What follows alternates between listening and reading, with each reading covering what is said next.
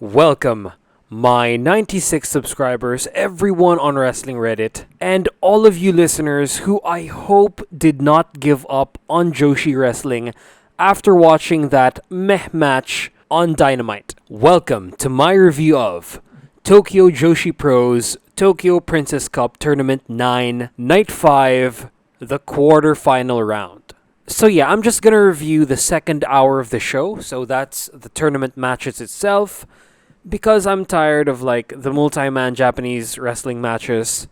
They all turn out to be just highlights for all of the wrestlers involved to do their usual stuff. It gets very, very samey in New Japan, Pro Wrestling Noah, but in DDT they do it the best. So I don't know how they do it in Tokyo Joshi Pro, but since I still have a paper to do, my fucking incompetent fucking groupmates are still cramming the shit out of the paper right now while I'm just monitoring their shit, because I've worked on it for an entire week while they just did nothing. And if somehow you're listening to this, go fuck yourselves. I don't even care if I pass or fail in this shit anymore. Just do your job, for fuck's sake. Okay, so let's get back to the show. I got sidetracked. It's really frustrating. So the first tournament match of the night, so it's a quarterfinal match between Suzume and Rika Tatsumi. So I remember both of these girls from Cyberfight.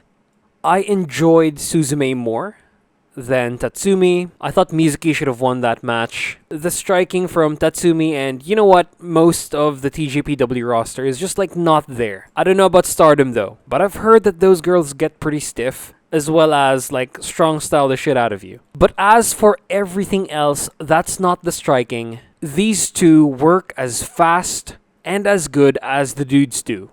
The clunkiness we get from Jade Cargill, Anna Jay, the baddies, everyone in that tier is not here at all.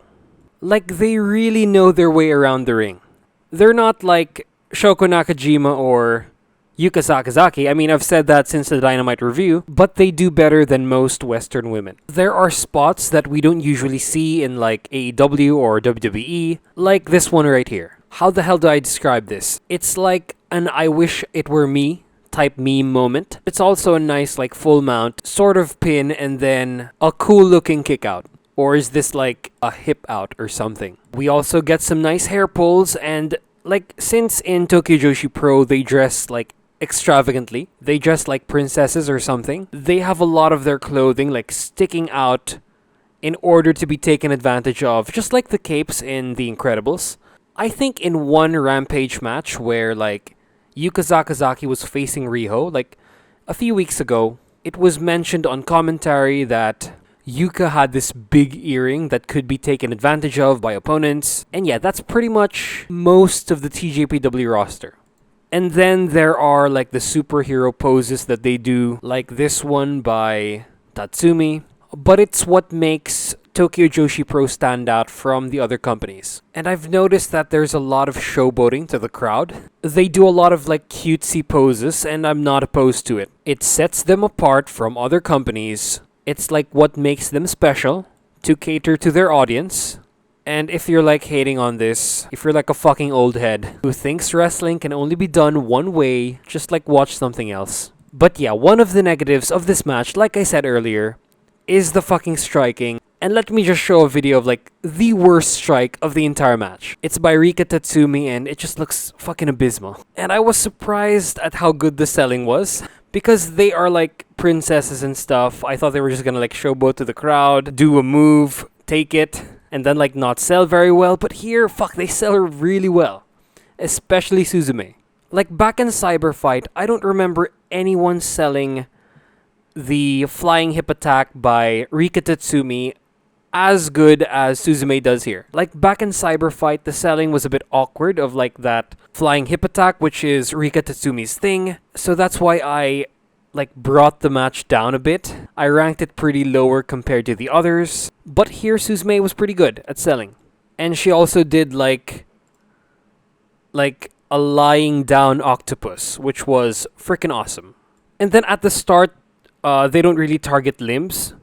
But near the end, Rika Tatsumi targets Suzume's legs. And I like how it starts because of their size.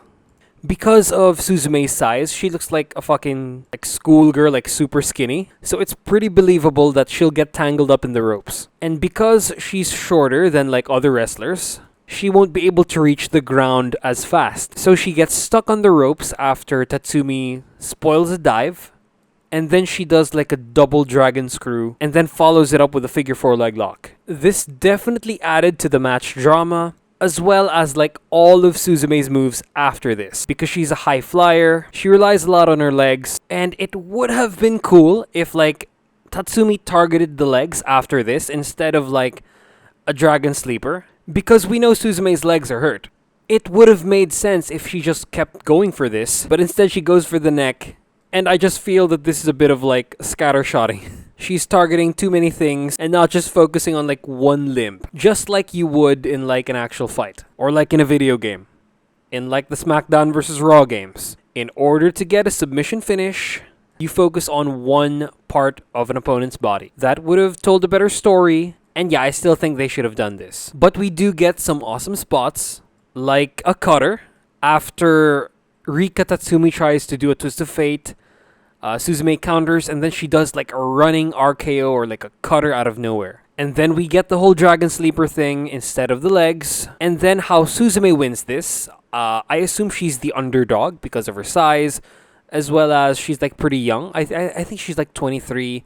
And Rika Tatsumi is like 30. She's a veteran, probably a former champion, I should check. But Suzume pins her with like a running small package or like an innovative pin for the win. And yeah, I really like Suzume's like running around the arms sort of moves. Just like the one I showed earlier, and it's also like this pin right here. So yeah, let's get to the spots of the match. So for number 3, it's the finish. It's like a sudden, like quick pin for the win. In surprising fashion, it pops the crowd, and it sort of protects Tatsumi. She didn't get knocked out or anything. She's like 100% conscious as she's in disbelief at her loss. She shows respect to Suzume, and then Suzume does likewise. So yeah, for the number 2 spot of the match, it's the twist of fate counter to the running RKO out of nowhere. I fucking love the memes where they do the RKO out of nowhere. And so I like how they basically did that right here. She cutters the shit out of Tatsumi with injured legs, and then she sells the legs after. Nice touch. And then for the number 1 spot of the match, it has to be where Tatsumi interrupts like a springboard move. Suzume gets stuck on the ropes. And then Tatsumi does like the double leg dragon screw and then works on Suzume's legs. She does a figure 4 leg lock, but it's sad that she doesn't like work on her legs even more later. But yeah, this is the most dramatic spot of the entire match. It got a pretty good crowd reaction, and Suzume sold this pretty well.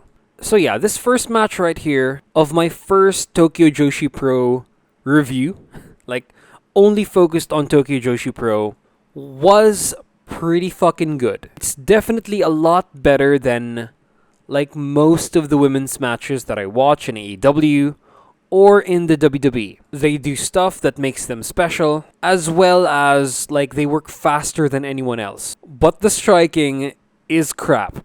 So that's something I'm gonna look out for the rest of the 3 matches. So yeah, this is a TV undercard, pay-per-view undercard quality match. It could legit be on a pay-per-view, but I guess this is like sort of like one. It's like a special Dynamite or something. It's a tournament match, so of course we get to see them bring it. So yeah, next match. Okay, so the second quarterfinal match of the night is Miyu Yamashita against now Kakuta. So Miyu Yamashita is fresh from AEW. She had nationwide American exposure, but her performance wasn't that good. Her performance was sloppy, and they had that botch at the start of the match that pretty much derailed it for me. But I don't know for other people. But for sure it's gonna get included in those like AEW botch videos that people seem to like making. And then as for Kakuta, I've never seen her wrestle before. She does have a nice look though. I like the skirt. Like real men wear skirts like the Roman soldiers. And I liked how she started the match. She came in all smiling, all like pandering to the crowd. But when Miyu Yamashita made her entrance, Kakuta did some nice fucking strikes. It's just the selling by Yamashita here wasn't that good. She didn't bounce off the strikes like I wanted to. And as for Yamashita here, she looked fucking pissed. She lost to Thunder Rosa at Dynamite in like pretty terrible fashion. She didn't have a nice showing and now she's gonna take it out on Kakuta. And again, like I said in that review, Miyu Yamashita is best when striking. She might be the best striker I've seen so far in the company. She did some pretty hard kicks that you could hear, like right from the get-go. But the match's story doesn't really play in until Yamashita fucking kicks the post and like injures her leg. And then from this point on, Kakuta just works on her leg constantly. And Yamashita just sells and sells. And you know what? I just noticed that while Kakuta has Yamashita on like a leg lock on the ropes, and the referee is like counting to 5, that she's not wearing like boots. It looks like it's just kick pads and like you could see her toes clearly on her feet. Such a nice fucking wardrobe choice. And also plus points for being unique. So Kakuta works on Yamashita's leg even more. And then I noticed that the referee isn't really like shouting the numbers as he's counting. I mean, as a referee, you should let the people know, like, you should like lay down the law. I believe the Western refs have this down, where they shout the number and then forcefully enforce the rules. But here, Mr. Referee guy in like a normal shirt, let me check again. Mr. Referee guy in like a normal shirt and pants, just like counts with his hand, doesn't really yell it out. He fails to enforce the rules a couple of times, and yeah, that's kind of bad. And then after a couple of more working on Yamashita's leg, when she finally gets out, like we all know, her strength is in her legs. She's a kicker. So since the right leg is injured, she does her stiff kicks with her left, and it's almost like the same power. And I don't mind if like people forget to sell. I mean, not everyone is like Kaito Kiyomiya or Hangman Page, who just like fall down after they run, or like trip over after someone works on their legs. But here, Miyu Yamashita has one of those moments where she runs normally and then like does a hard lariat, then after the move she sells. This is like no problem. And again, you have to admire the Joshis because again, they work like the dudes do.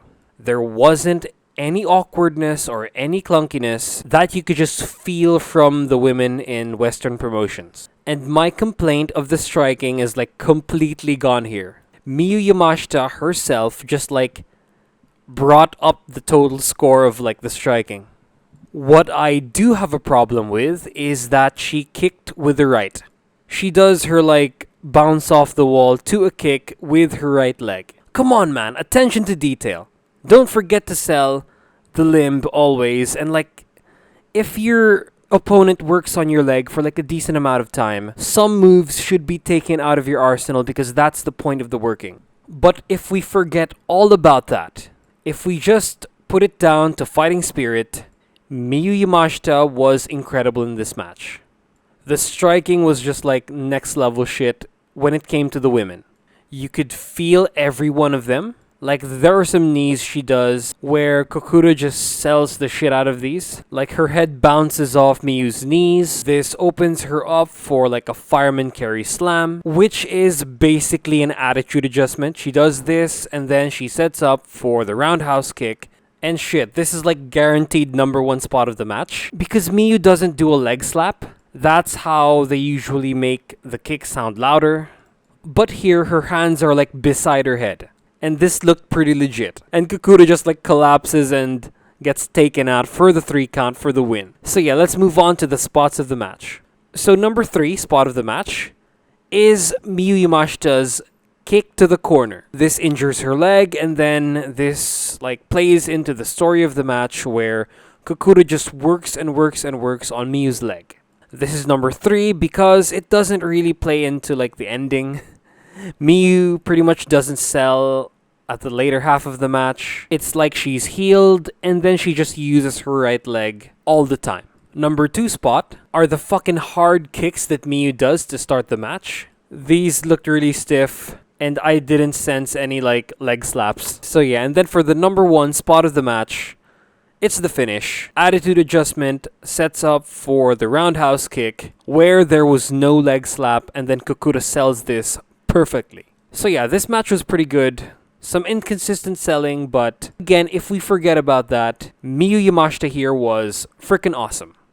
Like 100 times better than her match in AEW. So yeah, this match is like a TV main event, pay-per-view undercard match, and I think was better than the last one. So after this, the third match of the quarterfinals is Yuka Sakazaki versus Hikari Noa. So yeah, we all know Yuka Sakazaki. She's probably the most well-known member of the TJPW roster. She's a bit undersized compared to the American women, but she is like the best in-ring. Like, she does all these crazy rope moves, she does high-flying moves, and then she barely botches. She can also sell. She can do like anything. The match with her and Nakajima at Cyberfight was just like the best normal match in the show. Kano and Sasaki just had weapons, so I had to rank that higher. But yeah, Yuka Sakazaki is maybe the best performer in this entire roster. And as for Hikari Noa, she is the most flexible woman in this entire roster. She was like the best performer of her team back in Cyberfight, and out of like everyone in her team at least, she was the one I wanted to like see more of. So there we go. So we have the best performer of this entire roster against like someone who is interesting. And to start the match, they don't disappoint. They actually do some like mat-based wrestling, like based on Yuka Sakazaki's appearance.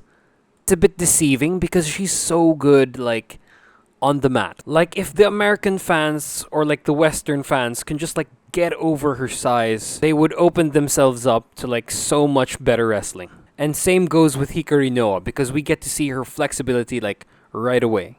And not only is like Yuka Sakazaki's appearance deceiving because like she can mat wrestle, but unlike in AEW, she does a lot less smiling here. Like the start of the match, like she just drops all of like the magical girl gimmick and then becomes like a stone-faced fucking killer. She freaking no-sells some drop kicks, or like no-sells a specific one, swats the next one away, and then does an elbow drop. What a badass. And like they pace this like a main event. The match is like super slow to start, but again, even with this pace, there's no clunkiness, there's no awkwardness, and again, I can't stress this enough. They don't move like the divas, they don't move like any like Western woman wrestler. They fucking move like the guys do. And as for the striking in this match, I mean, it's not like Miyu Yamashita level like awesome striking. We have like pretty decent striking. They're decently impactful, they make sound sometime, and the women here sell it pretty well.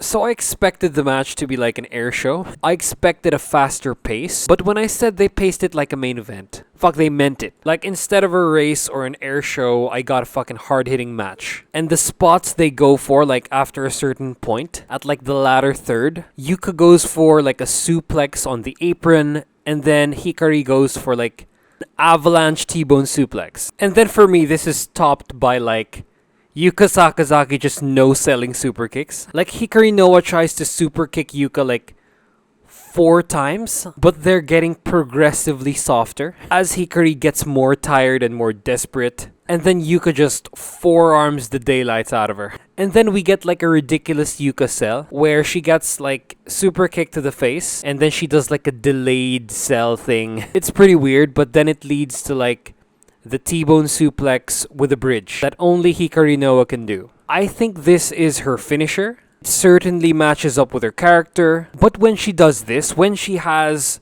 Yuka Sakazaki like right where she wants her, when she's like on the brink of victory, her neck hurts, she starts selling, and then she like fails to get the pin. Her neck hurts too much that she can't pin Yuka. So like she crawls and tries to get to Yuka, but Yuka's already like recovered. Like they really made it seem like if Hikari got the bridge, Yuka would have been done. It would have been a 3 count. This is a nice way to protect Hikari's finisher. So after a couple of more exchanges, after like an awesome Zack Sabre Jr.-esque like pin with a bridge thing, Yuka gets back control. She hits Hikari with like hard forearms, including like a fucking hard discus forearm that takes her out, leaves her open for like Yuka's airplane spin sort of facebuster thing that she doesn't get dizzy out of. And then for good measure, like instead of just pinning her right then and there, Hikari looked like she was done. Yuka goes for like her springboard splash and then wins the match. 1, 2, 3. So yeah, I don't know if Yuka's on her period or not, or she's just like serious about her job, but she didn't like act like her usual like magical girl self. This was like a lot more serious Yuka Sakazaki in this match. So yeah, let's head to the spots of the match. So there are a lot for this one. I would give like a lot honorable mentions, but I'm just gonna talk about the top 3. So number 3 is the T-bone suplex where Hikari Noa's neck gave up on her. She failed to get the pin. Like tried to claw her way onto Yuka, but it was too late. Yuka recovered enough, like kick out of 2. I like how they made it seem like Yuka was done if she was bridged. So number 2 is the Avalanche T-bone suplex. This is maybe the highest impact spot of the entire match. It should be number 1 by all rights. There's just one spot that's a lot better. And that number 1 spot goes to Yuka Sakazaki no-selling the super kicks and then forearming the shit out of Hikari. This is the most surprising spot for me since I didn't see this happen in Cyberfight. And most of what I see from Yuka Sakazaki is like from AEW, and she never does this. So yeah, even if this match like wasn't an air show like I expected, like Yuka doesn't really do what she did in AEW where she like jumped all over the place. She did outside dives and stuff. She really made the crowd pop. I think if she had this match over there in AEW, the fans wouldn't respond as much. Like, there's an expectation there. But again, just like with the match with Shoko Nakajima, she proved herself here that she could be like a main eventer everywhere. Anywhere. Despite her size. And then as for Hikari Noa, really good wrestler. I love like the flexible gimmick. It's unfortunate that she didn't make it further in the tournament, but you know, she faced Yuka Sakazaki, the biggest name in the entire company. She ain't losing to anyone except like Shoko Nakajima. But I don't think she's gonna win the tournament. It would be like too obvious and like so close to her and Shoko's last match. I think Miyu's gonna win. So yeah, that's it for this match. Really good. I'm gonna rank it like pay-per-view undercard. And by undercard, I mean like in the middle of the show, TV main event match. And so for the main event, we have Shoko Nakajima, the champion, against Miyu Watanabe. So yeah, Shoko Nakajima, the current world champion of the company, who might be tied or better than Yuka Sakazaki as a performer, the main character of all of Tokyo Joshi Pro, Shoko Nakajima. We all know she's good, but it's her opponent I'm worried about. Because this is Miyu Watanabe, who has the gimmick of being strong. But basically that's all that I like about her. Like, she didn't really sell well in Cyberfight. Also, she has a neutral facial expression like all the time. And yeah, I just had a problem with her selling. But who knows, maybe this match will be different. But yeah. So yeah, the start of this match feels much like the last one. We get like a lot of mat wrestling. Shoko Nakajima is pretty good. You know what? She's just as good as Yuka on the mat. And Watanabe here was pretty good as well. And you know what? I think they had a better opening exchange than in the previous match. And so after the opening exchange, we get the story of the match. And that is Miyu's power advantage. Because she just slams the champion around. She like scoop slams her. She like catches Shoko in midair like it's nothing. So like Shoko has to keep her grounded. And in order to do this, she has to like use her brain. She uses her brain, her speed, and her like high-flying moves. And shit, Miyu Watanabe definitely improved from Cyberfight. Her facial expressions and her selling are a lot better. And she does like portray that she's having a hard time in the match. Like really well. Even if she's just like scoop slamming Shoko all over the place. And there's like this like one thing that I hate so much in this match. And that's the Hurricanranas by Shoko. Like, her legs are like too far apart from each other. Like, too far apart from the head that she's trying to Hurricanrana. Like, they're shoulder width apart. Those Hurricanranas look terrible. I'm sorry. They just do. The idea of that move is like you're using your legs to like pull an opponent's head in order to drive like her entire body to the floor. But here it's like Miyu's grabbing on Shoko's legs in order to make that happen. Like that's what it looks like. But we do get an awesome spot where like Miyu does like a double axe handle onto Shoko's legs as she's doing like a 619. But they don't capitalize on this like after this moment. And then we get like maybe the best looking spot of the match, but it's sort of ruined after it looks like Miyu Watanabe is like calling for it. She's like calling a spot, and you could see it from like the camera angle. But the outside dive from Shoko does look nice. But again, another thing I hate from this match is like Shoko's 619s, man. This one here looked fucking terrible. She barely got the rotation and she like lightly tapped on Miyu's face, and then Miyu sold this pretty good. But the 619 itself sucked. It's just like how Claudio did it in like Death Before Dishonor. So from this point on, I thought this was gonna be like ranked lower than the previous match, but then we get like maybe the best spot of the match at this point, which is like an airplane spin but in like a Bloody Sunday position, and then Miyu does this like super fast. She spins Shoko around and then she just like drops her on her face. So yeah, from this point on, you could feel it. Miyu Watanabe was gonna beat the champion. She was like a complete babyface in this match. Like 100%, from the facial expressions, to how she did the moves, to how she reacted after the moves. There was no way Miyu Watanabe was gonna lose. And then for the finish of the match, Shoko tries for like a desperation pin, Miyu kicks out, Shoko goes for another like terrible looking Hurricane Rana that doesn't wrap around Miyu's head. Then Miyu stops it. She stops the third one after being Hurricane Rana'd twice. Terrible looking Hurricane Ranas. She gets her in position for her finisher, which is I think is like a flapjack or something. It looks like a flapjack, but Miyu's arms are around Shoko's waist in that position, and then like she drops her on her face. After this, Miyu gets the win. 1, 2, 3. She beat the fucking champion. So yeah, now let's get to the spots of the match. So number 3 is the outside dive. I mean, it looks really good. Shoko Nakajima does a really good outside dive, but it was visibly called for by Miyu Watanabe, so this gets number 3. Number 2 is where Shoko tries to go for like the multiple like rolling Northern Light suplexes, but when she goes for the second one, Miyu just stops it on her tracks. And as she did this, she made like a nice sound, nice facial expressions. The crowd reacted, and this is when it started. Like officially started the countdown to her victory. And then for the number 1 spot of the match, it's the finish. She counters a Hurricane Rana, does a flapjack type move, and then gets the pin 1, 2, 3 and beats the champion. So whether she wins or loses the tournament, it doesn't matter. She gets a shot. What a great fucking match. This is like pay-per-view main event, TV main event. Even with like the terrible Hurricane Ranas. We get another underdog victory of the night, and I think it's well deserved. She's gone a long way from Cyber Fight a few months ago. And I think she's a future main eventer, and I would love to see her on AEW.